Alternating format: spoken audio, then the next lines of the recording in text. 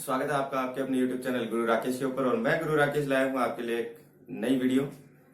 आज के इस वीडियो में हम बात करेंगे फूड एंड ह्यूमन हेल्थ के चौथे पार्ट की, यानी ये class 10th RBSE Hindi medium के चैप्टर फर्स्ट का साइंस चैप्टर फर्स्ट का चौथा पार्ट है। 3 वीडियो हम पहले बना चुके हैं इसकी, जो आपने देखी होंगी।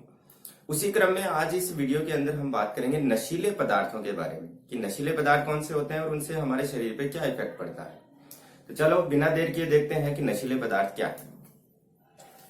नशीले पदार्थों की जब बात आती है तो नाम से पता है कि वे पदार्थ जो नशा उत्पन्न करते हो।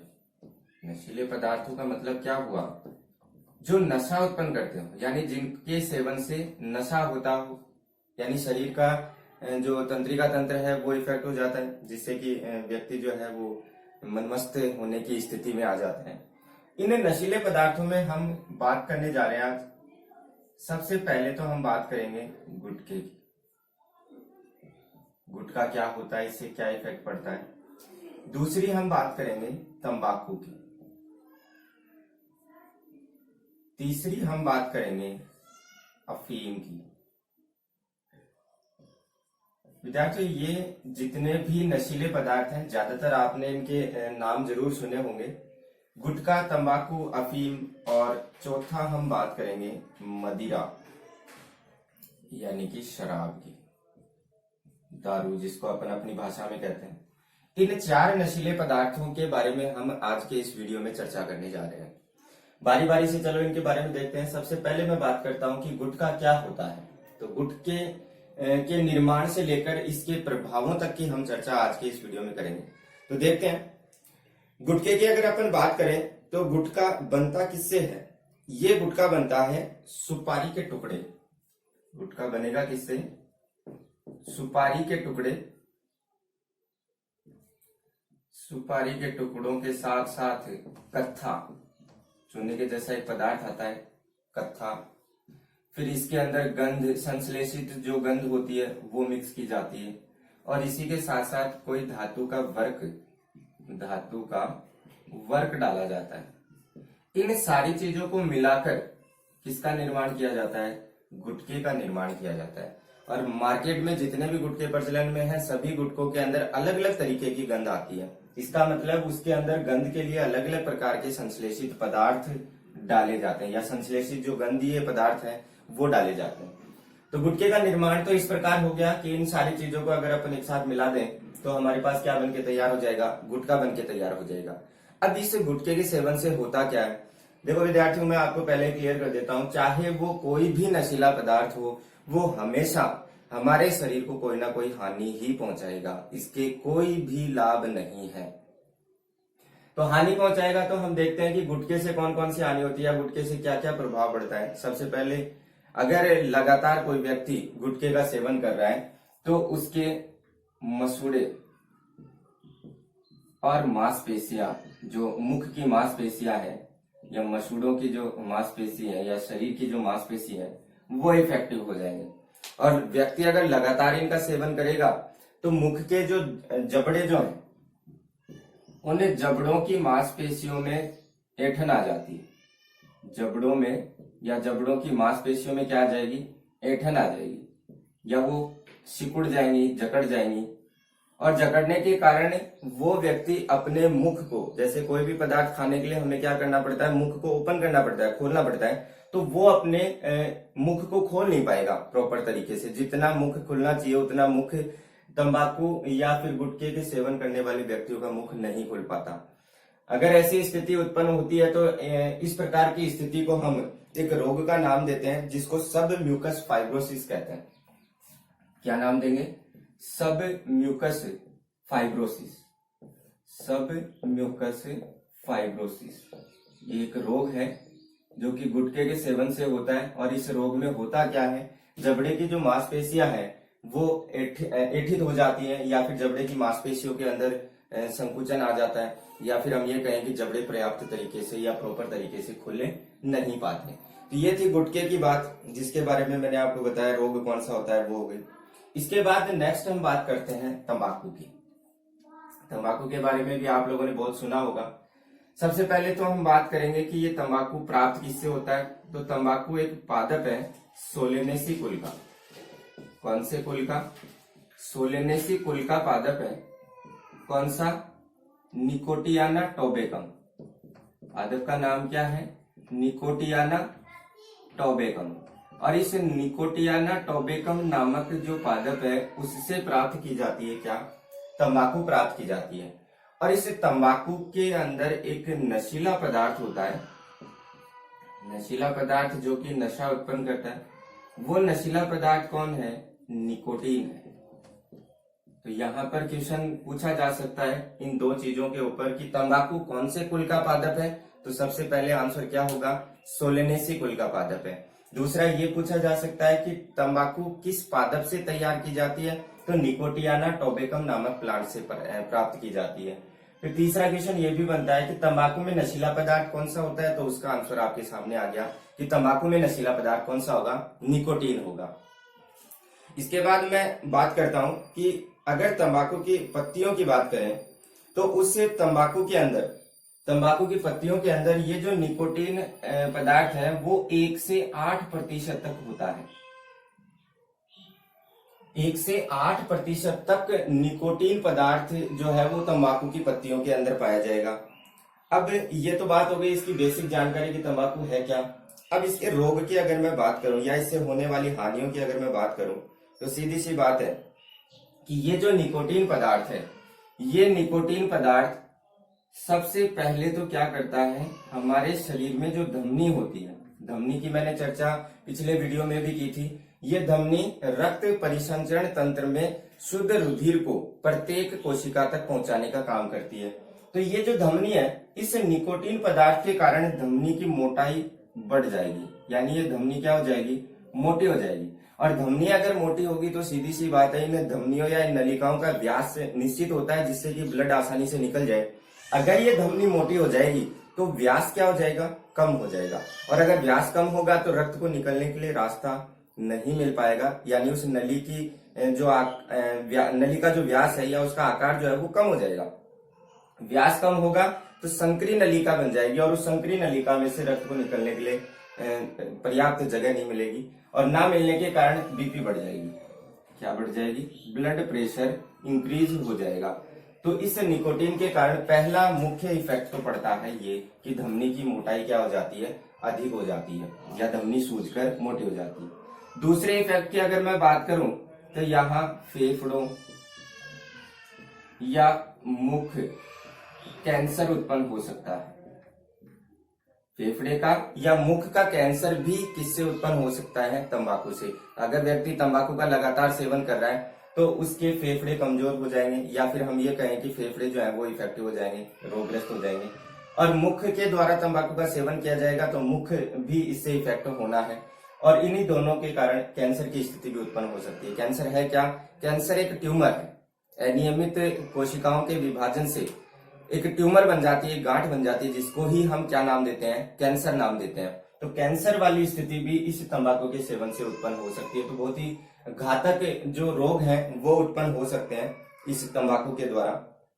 दूसरी अगर मैं बात करूं इसी निकोटीन पदार्थ के कारण जो हार्ट बीट है, हृदय स्पंदन दर, HB, हार्ट बीट, हृदय स्पंदन दर, हृदय स्पंदन, हार्ट बीट, ये हार्ट बीट भी क्या हो जाएगी?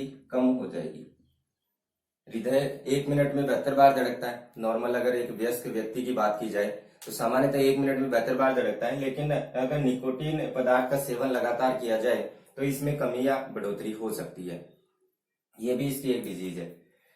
इसके कारण होने वाला ये भी एक प्रभाव है। अगर मैं बात करूं किसी गर्भवती महिला की, अगर कोई गर्भवती महिला अगर तंबाकू का सेवन करती है तो उस महिला पर क्या इफेक्ट पड़ेगा? उस महिला पर पड़ने वाला इफेक्ट ये है कि गर्भवती महिला के गर्भ में जो भ्रूण पल रहा है, गर्भ में भ्रूण का जो विकास है, भ्रूण विकास, वो मंद हो जाएगा।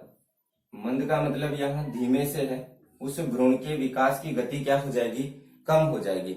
तो अगर गर्भवती महिलाएं तंबाकू का सेवन करती हैं तो उन्हें भी तंबाकू का सेवन बंद कर देना चाहिए, क्योंकि उस तंबाकू के सेवन से उसके गर्भ में पल रहे शिशु के ऊपर क्या होता है, इफेक्ट होता है, जिससे वो जो भ्रूण है वो शारीरिक या मानसिक रोगों से पीड़ित भी हो सकता है, क्योंकि ये तंबाकू के अंदर पाया जाने वाला निकोटीन जो है वो उसकी जेनेटिक्स को चेंज कर देगा, और जेनेटिक्स चेंज हो गई इसका मतलब डीएनए आरएनए की सीक्वेंसिंग में क्या होगी, चेंजेस आएंगे, और उसी बदलाव के कारण वो जो भ्रूण है वो शारीरिक और मानसिक रूप से कमजोर हो सकता है।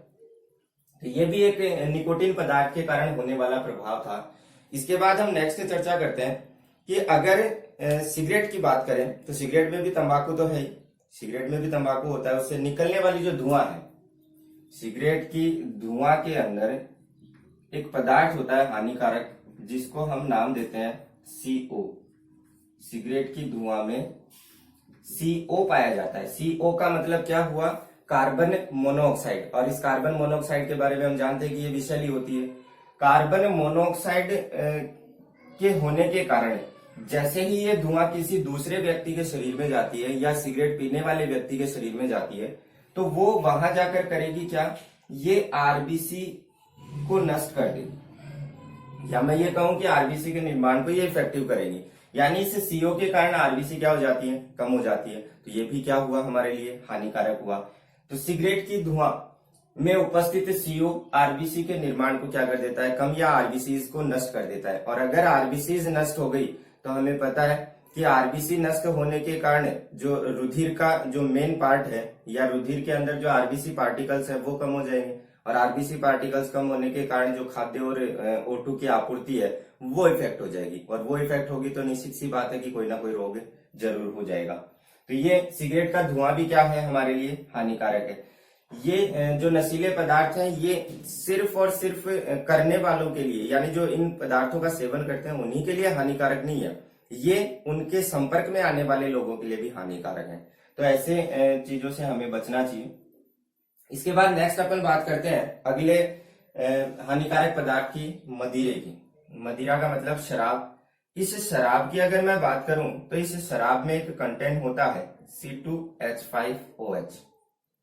C2H5OH ये है क्या, इस C2H5OH को अपन क्या कहेंगे, देखो नेक्स्ट आपका एक चैप्टर आना है कार्बन और उसके अपर, उसके अंदर हम देखेंगे कि कार्बन की संख्या और उसकी संयोजकताओं को पूरी कैसे की जाती है, और ये जो क्रियात्मक समूह है OH है, एल्डिहाइड है, कीटोन है, ये किस प्रकार जुड़ते हैं, अनुलग्न पूर्वलग्न किस प्रकार जुड़ता है, वो अपन आगे की वीडियोस के अंदर देखेंगे। यहाँ आप सिर्फ इसको इतना याद रख लो कि C2H5 को क्या कहते हैं, एथिल एल्कोहल।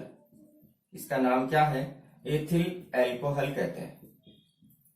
ये एथिल एल्कोहल क्या है, इस शराब का मुख्य घटक है, और इसी एथिल एल्कोहल के कारण नशे की स्थिति उत्पन्न होती है। तो यहाँ C2H5 को हम क्या कह रहे हैं, एथिल एल्कोहल कह रहे हैं। इस एथिल एल्कोहल के कारण अगर हम कुप्रभावों की बात करें कि इस एथिल एल्कोहल से होता क्या है, तो यकृत इससे सबसे ज्यादा प्रभावित होगा। इससे, मदिरे से या शराब के सेवन से मोस्टली आपका जो लीवर है, यकृत जो है वो यकृत इफेक्टिव होता है, यानी लीवर इफेक्ट होगा, और लीवर हमारी बॉडी का सबसे मेन पार्ट है। अगर यही इफेक्ट हो गया तो हमारी होल जो बॉडी है वो इफेक्ट होगी। ये यकृत करता क्या है, अगर नशीले पदार्थों में शराब का ज्यादा सेवन किया जाए तो अतिरिक्त अल्कोहल को ये यकृत एक अन्य रासायनिक पदार्थ में कन्वर्ट कर देता है जिसको कहते हैं एसिटाल्डिहाइड। यानी यकृत क्या करेगा, इस एक्स्ट्रा एथिल एल्कोहल को किसमें कन्वर्ट कर रहा है, एसिटाल्डिहाइड में, और ये एसिटाल्डिहाइड क्या है, हानिकारक है।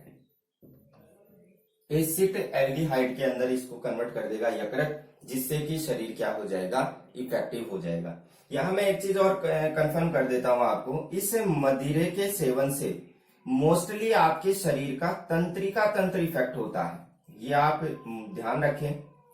तंत्रिका तंत्र सबसे ज्यादा इफेक्टिव होता है, और हमारी बॉडी के अंदर तंत्रिका तंत्र एक ऐसा सिस्टम है जो हमारी संपूर्ण शरीर का या हुल जो बॉडी है अपनी, उसका नियंत्रण और समन्वय का काम भी करता है। अगर ये तंत्रिका तंत्र इफेक्ट हो गया तो निश्चित सी बात है कि आपकी सोचने समझने की क्षमता, याद रखने की जो क्षमता है वो, प्लस हम ये कह दें कि आपके कोई भी काम करने की जो क्षमता है वो क्या हो जाएगी, कम हो जाएगी।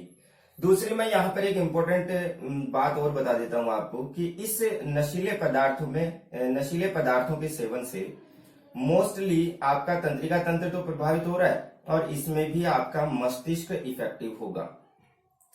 और मस्तिष्क में भी एक पार्ट है जिसको अपन कहते हैं अनुमस्तिष्क। क्या कहते हैं? अनुमस्तिष्क। ये इफेक्टिव होते हैं। और ये जो अनुमस्तिष्क है, अगर ये इफेक्ट हो गया तो आपकी सोचने समझने की क्षमता, याद रखने की क्षमता, शरीर का संतुलन बनाने की क्षमता, ये सारी चीजें क्या हो जाती हैं? इफेक्ट हो जाती है। तो यहाँ पे ये मोस्ट चीजें हैं, चारों ही पॉइंट आपके लिए इंपॉर्टेंट है, तो आप इनको नोट डाउन जरूर कर लें और इनको थोड़ा सा मेंशन करके रखें, दिमाग में रखें। इसके बाद मैं बात करता हूं कि अगर अल्कोहल का लगातार सेवन किया गया तो इससे एक रोग हो जाता है वसीय यकृत रोग। और वसीय यकृत रोग के साथ साथ वसीय यकृत रोग हो जाता है अल्कोहल का अगर लगातार सेवन किया गया तो। इस रोग के साथ साथ अगर व्यक्ति मदिरे या शराब का लगातार सेवन करता है तो उसकी सामाजिक जो प्रतिष्ठा है, समाज के अंदर जो उसकी इज्जत है वो भी क्या हो जाती है? कम हो जाती है। देखो विद्यार्थियों, कॉमन सी बात है कि अगर हम किसी बुरी आदत को अपनाएंगे तो सीधी सी बात यह है कि उस बुरी आदत के कारण हमारा मान सम्मान बढ़ता नहीं है, हमारा मान सम्मान क्या होता है? कम होता है। तो मैं तो आपको यही सलाह दूंगा कि आप अगर किसी नशीले पदार्थ के संपर्क में हैं तो आज ही उस नशीले पदार्थ को छोड़ दें, नहीं तो आपकी सामाजिक जो प्रतिष्ठा है वो क्या हो जाएगी? कम हो जाएगी और व्यक्ति आपको पागल घोषित कर सकते हैं। तो ये अल्कोहल के बारे में हो गया, नशीले पदार्थ के बारे में हो गया कि मदिरा क्या होता है, तंबाकू क्या होती है, गुटखा क्या होता है। नेक्स्ट हम बात करते हैं इस अफीम की। अफीम के ऊपर कुछ क्वेश्चंस हैं जो कि मोस्टली पूछे जा सकते हैं। अफीम किससे प्राप्त होता है? तो अफीम प्राप्त होता है पेपेवर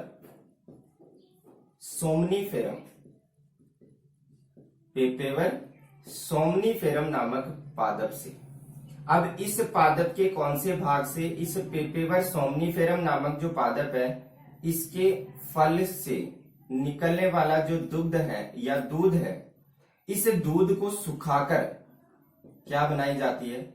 अफीम बनाई जाती है। तो यहाँ ये चीज इंपॉर्टेंट है कि अफीम का बॉटनिकल जो नेम है वो क्या है?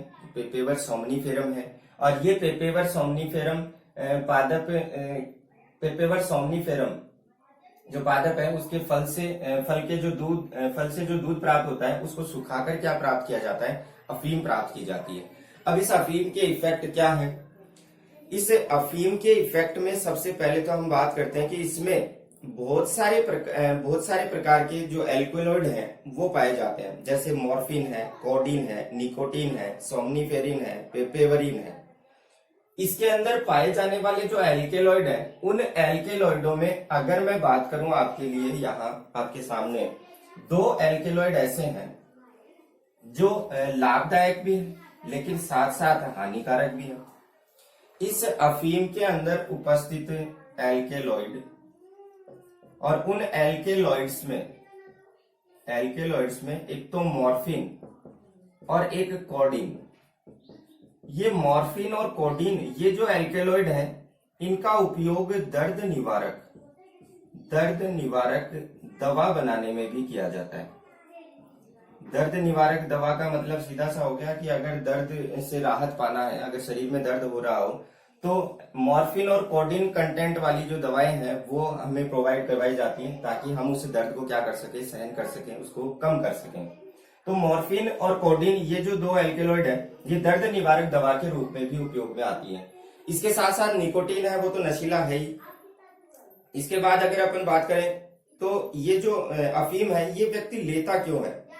ये व्यक्ति शांति और आनंद की अनुभूति के लिए लेता है, लेकिन ये सिर्फ एकमात्र उसका भ्रम है। इनके सेवन से न तो किसी प्रकार की शांति मिलती है, न ही कोई आनंद मिलता है, सिर्फ शरीर का नुकसान ही होता है। ये तो बात हो गई अपनी नशीले पदार्थों के बारे में कि नशीले पदार्थ कौन कौन से थे, कहाँ से प्राप्त होते हैं, किससे प्राप्त होते हैं। अब मैं इसके बाद चर्चा करूंगा खाद्य पदार्थों में मिलावट के दुष्प्रभाव, यानी अपना नेक्स्ट जो टॉपिक है इसी चैप्टर का, कि बहुत से खाद्य पदार्थ ऐसे हैं जो हमारी रोजमर्रा की जिंदगी के लिए आवश्यक तो है, हमारे लिए वो जरूरी भी है, हम उन पदार्थों के बिना नहीं रह सकते, लेकिन उन पदार्थों में भी मिलावट है। उन पदार्थों के अंदर मिलावट किस चीज की है, कौन कौन से पदार्थ किस किस के अंदर मिलाए जाते हैं, हम उनकी चर्चा यहाँ पर करेंगे। तो हम यहाँ देखेंगे अब खाद्य पदार्थों में मिलावट व दुष्प्रभाव, यानी उसके द्वारा पड़ने वाले बुरे प्रभाव, दुष्प्रभाव, इसकी अपन चर्चा करते हैं। और सबसे पहले अपन चर्चा करेंगे सबसे फेमस, क्योंकि गर्मियों का मौसम चल रहा है, तो सबसे फेमस एक पेय पदार्थ है कोल्ड ड्रिंक्स। और इस कोल्ड ड्रिंक्स को लोग बड़े शौक से पीते हैं, आप भी पीते हो, क्योंकि कोल्ड ड्रिंक्स शीतल पेय के रूप में काम में लिया जाता है। शीतल पेय के लिए इसको पिया जाता है, ऐसा माना जाता है कि ये शरीर के अंदर ठंड या शरीर को थोड़ा सा मेंटेन करने का काम करेगी, लेकिन ऐसा नहीं है। ये कोल्ड ड्रिंक्स बहुत ही खतरनाक है। क्या क्या है इसके अंदर, अगर मैं इसकी बात करूं तो इस कोल्ड ड्रिंक्स में फॉस्फोरिक अम्ल डाला जाता है। इस कोल्ड ड्रिंक्स में क्या डाला जाता है, फॉस्फोरिक अम्ल। और ये जो फॉस्फोरिक अम्ल है, ये फॉस्फोरिक अम्ल हमारे दांतों को इफेक्टिव करता है, दांतों को प्रभावित करता है। दांतों को इफेक्ट करेगा, इसका मतलब सीधा सा है कि अगर आप रेगुलर कोल्ड ड्रिंक्स का सेवन करोगे तो आपके दांत जो हैं वो खराब हो सकते हैं, या ये भी हो सकता है कि आपके दांत टूट जाए। और इस फॉस्फोरिक अम्ल की क्षमता या इसकी कैपेसिटी की मैं बात करूं तो ये लोहे को गलाने की क्षमता रखता है, लोहे को गलाने की क्षमता रखता है। यानी इस फॉस्फोरिक अम्ल के अंदर लोहे को गलाने की क्षमता है। तो आप खुद ही अनुमान लगा लो, अगर इसका छोटा सा एक्सपेरिमेंट अगर अपन करना चाहें तो आप एक काम ऐसा करें, कोल्ड ड्रिंक्स लाएं और उसको एक गिलास में डालकर और उसके अंदर एक लोहे की कील छोड़ दें और उसको कई दिनों तक या 5-7 दिन तक आप पड़ा रहने दें। आप जब 5-7 दिन बाद में, 10 दिन बाद में आप जब उस कोल्ड ड्रिंक्स के अंदर उस कील को ढूंढोगे तो आपको उस कील के अंदर क्षयित भाग या उस कील का पतलापन, या फिर हो सकता है कि वो संपूर्ण कील ही वहां से क्या हो जाए, गायब हो जाए। वो गायब क्यों हुई, वहां कोई जादू नहीं है, वहां पर एक साइंटिफिक रीजन है। क्योंकि उस कोल्ड ड्रिंक्स के अंदर क्या था, फॉस्फोरिक अम्ल था। और फॉस्फोरिक अम्ल में किसको गलाने की कैपेसिटी थी, लोहे को गलाने की क्षमता थी। अब लोहे को गलाने की क्षमता है तो आपकी बॉडी के अंदर लोहे के पार्ट्स थोड़ी है, आपकी बॉडी के अंदर तो हड्डियां हैं। तो आप खुद अनुमान लगा सकते हैं कि अगर हम लगातार उस कोल्ड ड्रिंक्स का सेवन करेंगे तो कोल्ड ड्रिंक्स हमारे शरीर के अंदर जाएगी और हमारे शरीर के अंदर जो विभिन्न पार्ट है या शरीर के जो अन्य भाग हैं, अंग है, सिस्टम्स जो है हमारे शरीर के, उनको इफेक्ट करेगी। और वो अगर इफेक्ट हो गए तो हमारी स्थिति क्या होनी है वो हम सब अनुमान लगा सकते हैं। इसलिए कोल्ड ड्रिंक्स का सेवन नहीं करना चाहिए, आप इस चीज से बचें। दूसरा अगर मैं बात करूं, इसमें एथिलीन ग्लाइकोल भी मिक्स किया जाता है, यानी इसके कंटेंट की अपन थोड़ी सी चर्चा कर रहे हैं। एक होता है इसमें एथिलीन ग्लाइकोल। ये एथिलीन ग्लाइकोल क्या करती है, ये एथिलीन ग्लाइकोल 0 डिग्री सेंटीग्रेड तक, 0 डिग्री सेंटीग्रेड तक इसको जमने नहीं देती, यानी जमने से रोकती है, जमने से रोकती है। तो यहाँ पर आप ये भी ध्यान रख सकते हैं, ये एथिलीन ग्लाइकोल नामक जो कंटेंट है, इसका रासायनिक जो पदार्थ है वो उसको जमने से रोक रहा है। कितने डिग्री सेंटीग्रेड टेम्परेचर पे, 0 डिग्री पर, जबकि 0 डिग्री सेंटीग्रेड पर जमने लग जाना चाहिए पानी, लेकिन ये एथिलीन ग्लाइकोल मिक्स होने के कारण वो नहीं जम पाता। दूसरी एक चीज अपन ये भी मैं आपको बता दूं कि कोल्ड ड्रिंक्स जो ठंडी होती है उसके पीछे, ठंडे होने के पीछे एक रीजन है। उस कोल्ड ड्रिंक्स के अंदर कुछ तो मतलब ऐसे रासायनिक पदार्थ मिले होते हैं जिनके कारण वो कुछ इफेक्टिव होती है। दूसरा अगर मैं बात करूं कि जैसे ही आप कोल्ड ड्रिंक्स का ढक्कन ऊपर से खोलते हो तो उसके अंदर से एक आवाज आती है करके, और उससे कोल्ड ड्रिंक्स के अंदर जो बोतल है उसके अंदर छोटे छोटे बुलबुले निकलना प्रारंभ हो जाते हैं। तो आपने कभी सोचा है कि क्या वो बुलबुले किस चीज के हैं, वो बुलबुले कौन सी गैस के हैं? तो मैं आपको यहाँ बता दूं कि वो जो बुलबुले निकलते हैं वो बुलबुले CO2 गैस के होते हैं। कौन सी गैस के होते हैं? CO2 गैस के होते हैं। तो आप अनुमान लगाओ कि वो CO2 गैस भी उसके अंदर उपस्थित है, और CO2 गैस हमारे लिए एक उत्सर्जी पदार्थ है, उत्सर्जी गैस है। हम उसको शरीर के अंदर कोल्ड ड्रिंक के माध्यम से ले रहे हैं। तो आप खुद अनुमान लगा सकते हो कि आपके लिए कोल्ड ड्रिंक से लाभदायक है या हानिकारक है। अगर लाभदायक है या हानिकारक आप जरूर कमेंट बॉक्स में जाके कमेंट जरूर करें। इसके बाद मैं बात करता हूं, आगे चलते हैं कोल्ड ड्रिंक्स के बारे में। इस कोल्ड ड्रिंक्स की अगर बात की जाए तो इसमें 0.4 pps सीसा डाला जाता है, जो कि मस्तिष्क, लीवर और गुर्दे के लिए घातक है। इस कोल्ड ड्रिंक्स के मानक की अगर बात की जाए तो इसमें 0.4 pps क्या डाला गया है, सीसा। और ये सीसा किसको इफेक्ट कर रहा है, आपके मस्तिष्क को, गुर्दे को और लीवर को। और ये तीनों ही पार्ट ऐसे हैं जो हमारे शरीर के इंपॉर्टेंट भाग हैं। अगर ये तीनों इफेक्ट है तो आपका शरीर किसी काम का नहीं। आपके शरीर की हर चीज क्या हो गई, इफेक्ट हो गई। मस्तिष्क यानी तंत्रिका तंत्र इफेक्ट हो गया, सूचनाएं संवेदनाएं नहीं मिल पाएंगी या वो इफेक्ट हो जाएंगे। गुर्दे हैं, ये अपोहन की जो क्रिया है या जो डायलिसिस की क्रिया है उसमें इफेक्टिव। लीवर है, वो आप पता ही है कि ये सबसे इंपॉर्टेंट पार्ट है। तो ये सारी चीजें अगर इफेक्ट होती हैं तो हमारे लिए ये लाभदायक किसी तरीके से नहीं है, तो आप समझ सकते हैं। नेक्स्ट अगर मैं बात करूं कि इस कोल्ड ड्रिंक्स के अलावा इस कोल्ड ड्रिंक्स के अंदर जो एथिलीन ग्लाइकोल डाला गया है, ये जमने नहीं देता इसको, और लोग इसको बड़े शौक से पी रहे हैं। तो इसलिए इसको एक छोटी सी उपमा और दी गई है, इसको मीठा जहर भी कहा गया है या मीठा विष भी कहा गया है। अब ये मीठा विष इसलिए कहा गया है क्योंकि ये कोल्ड ड्रिंक से मीठी तो होती है, लाभ पहुंचाने के अलावा ये हमारे शरीर को क्या पहुंचा रही है, हानि पहुंचा रही है। इसलिए विष का काम कर रही है, क्योंकि जहर हानि पहुंचाता है। तो ये मीठा विष भी है, तो मीठा जहर भी किसको कहा गया है, कोल्ड ड्रिंक्स को कहा गया है। इसके बाद आगे के पॉइंट में मैं चर्चा करता हूं कि कोल्ड ड्रिंक्स के अलावा ऐसे कौन से पदार्थ है, खाद्य पदार्थ है जिसके अंदर मिलावट होती है और उस मिलावट से हमारे शरीर पे दुष्प्रभाव पड़ते हैं। तो नेक्स्ट हम बात करते हैं सरसों के तेल की। सरसों के तेल के अंदर जो सत्यानाशी होता है, एक प्लांट है सत्यानाशी, उसके बीज डाले जाते हैं, यानी उसके बीज को पीस कर आरजी मोम और सस्ता पाम ऑयल मिलाया जाता है। अगर हम सरसों के तेल की बात करें, क्योंकि सरसों का तेल मोस्टली हमारे लिए इम्पोर्टेंट है, सरसों के तेल के द्वारा ही हम मोस्टली क्या करते हैं, सब्जी या हमारे लिए जो डेली का भोजन है उसमें सब्जी बनाने के काम में लिया जाता है सरसों के तेल को। सरसों के तेल के अंदर किसको मिलाया जा रहा है, सरसों के तेल में एक पादप है, कौन सा, सत्यानाशी। सत्यानाशी के बीज, इसके बीजों को पीस कर जो तेल निकलता है, या मैं कहूं कि इस सरसों के तेल के अंदर क्या मिलाया जा रहा है, पाम ऑयल। पाम ऑयल, और ये पाम ऑयल क्या है, हमारे लिए घातक है। ये पाम ऑयल शरीर को नुकसान पहुंचाता है। इसलिए इस प्रकार की जो मिलावट है, तेल के अंदर भी मिलावट है, घी में भी मिलावट है, सब्जियों में भी मिलावट है, हर प्रकार की जो भी चीज हम दैनिक जीवन में काम में ले रहे हैं, आज अगर हम उनका एनालाइज करें तो वो हमारे सामने एकदम प्योर नहीं है। उनमें किसी न किसी पदार्थों का मिलान या मिलावट उसके अंदर जरूर है। जैसे अगर मैं लाल मिर्च की ही बात कर लूं, लाल मिर्च की अगर अपन बात करें तो उस लाल मिर्च के अंदर क्या मिलाई हुई रहती है, ईंट को पीस कर मिला दिया जाता है।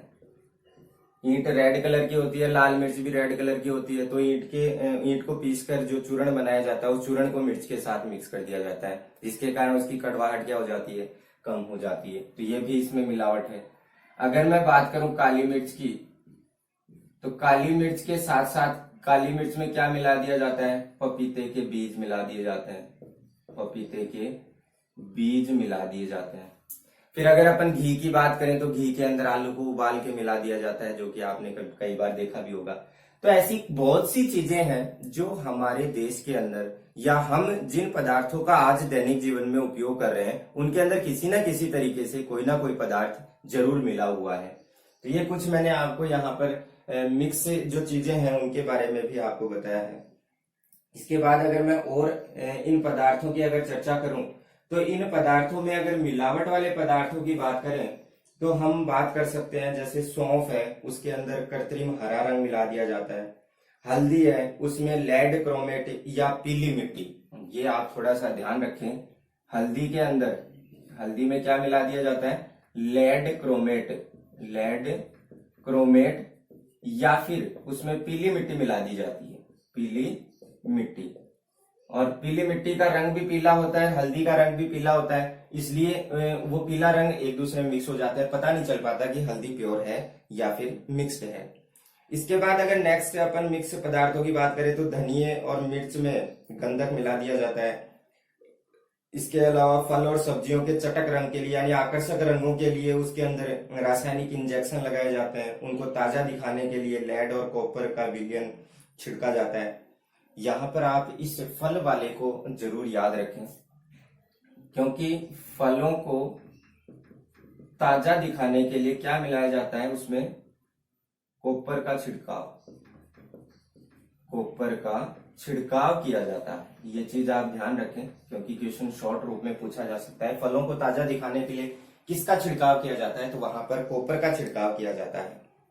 एक पदार्थ और है लेड, उसका भी छिड़काव किया जाता है। इसके साथ साथ जो गोभी होती है, उस गोभी को सफेद दिखाने के लिए सिल्वर नाइट्रेट, ये भी आप थोड़ा सा मेंशन करें। जो आपकी गोभी है, इस गोभी को सफेद दिखाने के लिए, सफेद रंग की अगर होगी तो वो आकर्षक भी होगी। गोभी को सफेद दिखाने के लिए क्या डाला जाता है उस पर, सिल्वर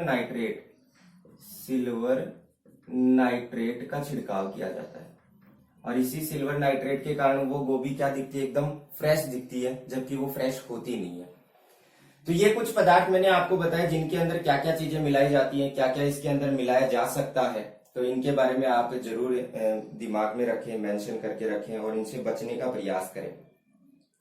इसके अलावा मिठाइयों की अगर बात की जाए तो मिठाइयों की तो बात ही अलग है, क्योंकि आजकल मावे से बनी जो मिठाइयां हैं वो सारी क्या आ रही है, नकली मावा तैयार किया जाता है और नकली मावे से बनी हुई मिठाइयां मावे की मिठाइयां बोलकर बेच दी जाती हैं। तो ये बड़ी विडंबना है हमारे देश की कि ऐसे कुछ सामाजिक जो व्यक्ति हैं, सामाजिक जो ठेकेदार हैं, ऐसे जो ऐसा गंदा काम करते हैं, जो मिलावट कर करके चीजों को बेचते हैं, खुद तो बुरी चीजों से ग्रसित हैं ही और साथ ही साथ दूसरों को भी ग्रसित करने का प्रयास कर रहे हैं।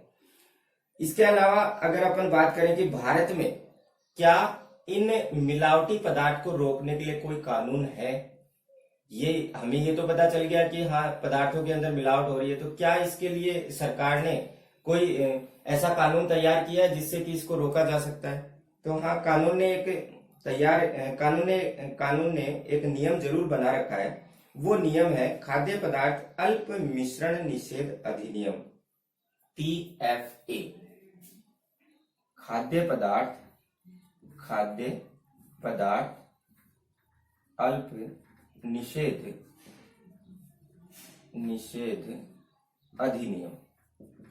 ये जो खाद्य पदार्थ अल्प निषेध अधिनियम है, ये 1954 में बनाया गया था। ये 1954 का एक कानून है जो इन पदार्थों के अंदर या जो भी हमारे खाद्य पदार्थ है उनमें कितनी क्या चीज मिक्स होनी चाहिए, उनको लेकर ये कानून बनाया गया था। लेकिन इस कानून से उन व्यक्तियों को सजा नहीं मिल पाती। यानी ये जो PFA कानून बनाया गया था, इसमें 65 प्रकार के खाद्य पदार्थों में कीटनाशकों या मिलावट का नियमन किया जाता है, लेकिन दोषी लोगों को सजा दिलाने के लिए ये कानून क्या है, असमर्थ है।